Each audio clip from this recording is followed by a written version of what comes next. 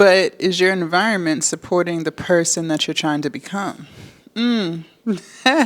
For myself, before I started becoming the version that I always wanted to become, the answer is no.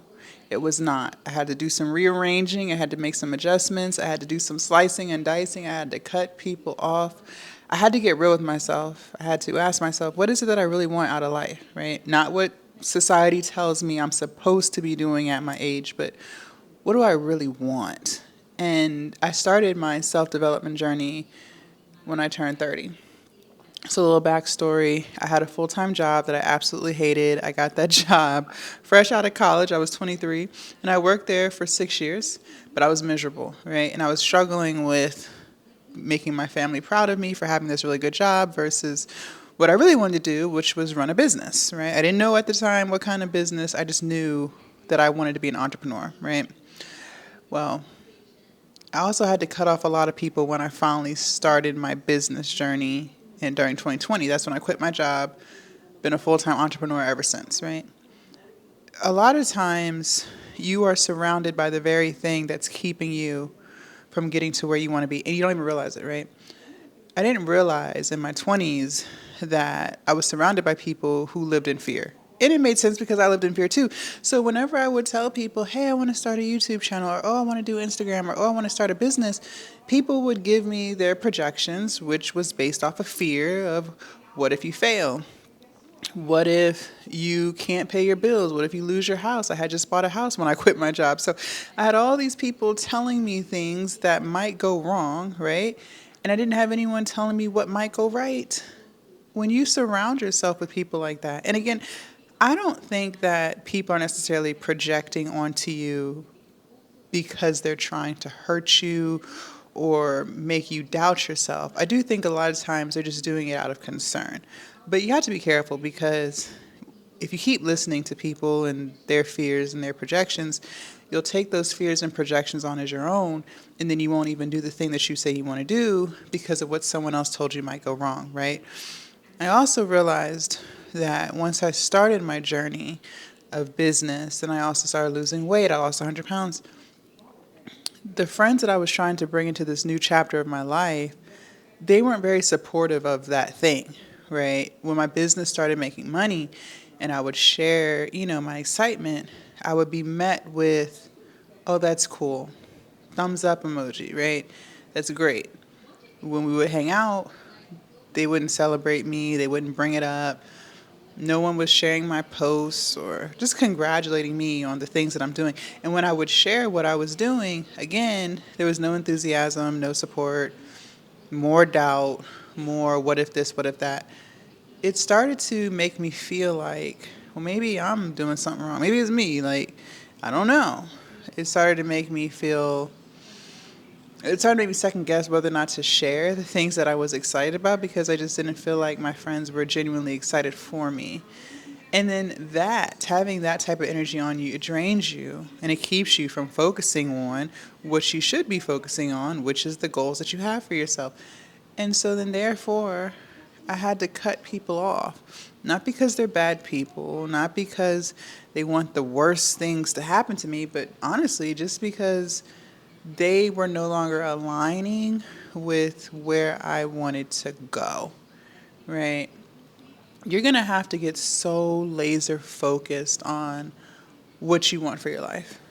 And every single decision that you make, you need to ask yourself, and you got to be honest. Sometimes we'll lie to ourselves. You have to really get honest with yourself and ask yourself, is this decision that I'm making bringing me closer to where I want to be, or is it taking away from it, right? You have to become aware. A lot of times we're not self-aware. At least for myself, right? Leave a comment, let me know your thoughts. But I noticed I was just moving day by day. I didn't have a plan of action. I didn't know if I was going or coming. I didn't know if I was going left or going right. I was just all over the place. I was asleep. I was so unaware of what I was doing. I didn't even know why I was doing the things I was doing. It just became like second nature. Like you kind of get stuck in this matrix in a sense where you get up, go to work, be broke, come home, cry, drink, sleep, repeat over and over and over again. You don't even stop to ask yourself, why am I doing this, right? I had to wake up. I had to get more conscious. I had to realize, hey, if this isn't aligning with where I want to go, then why am I doing it? I had to create a plan of action and stick to it. I struggled with sticking to stuff too. I used to, every new idea I had, I would only do that idea for like a week or two, maybe a month, and then I would be on to the next idea. I had no discipline. I had to learn how to stick with stuff, right?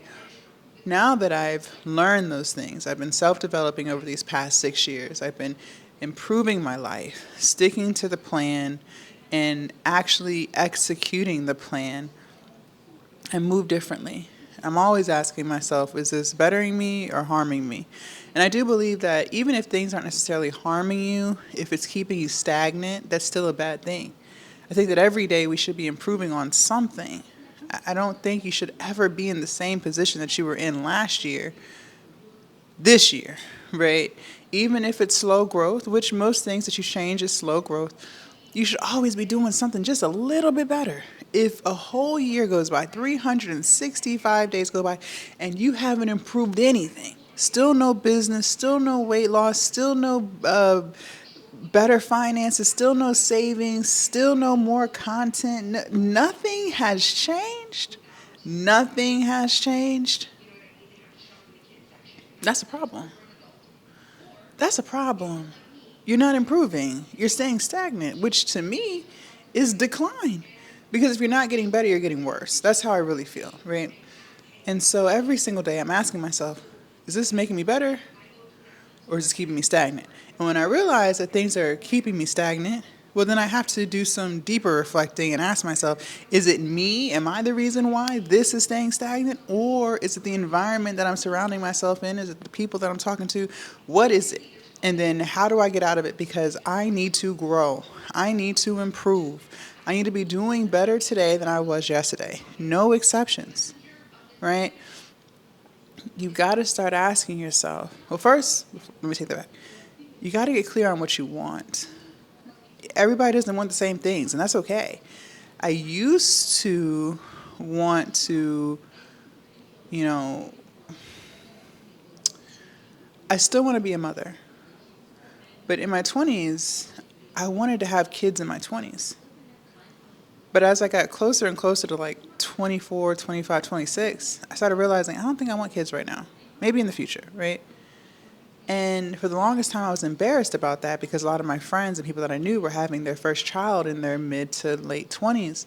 And then here I was, 28, 29, 30, no kids yet, nor do I even see them in my immediate future.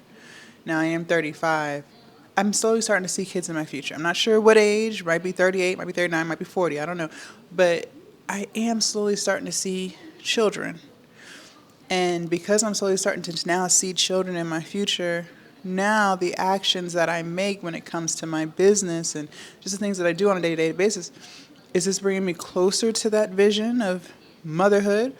Or is it taking me away from it, right? So my business, how can I start to structure my business that can support me being a full-time mother, right? I want to be a mother where I'm actively involved with my children. Every single day we're doing things.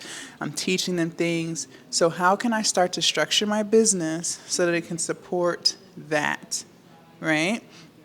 When it comes to my health and my wellness and getting in shape, what kind of things should I be doing every single day that can support having a healthy pregnancy?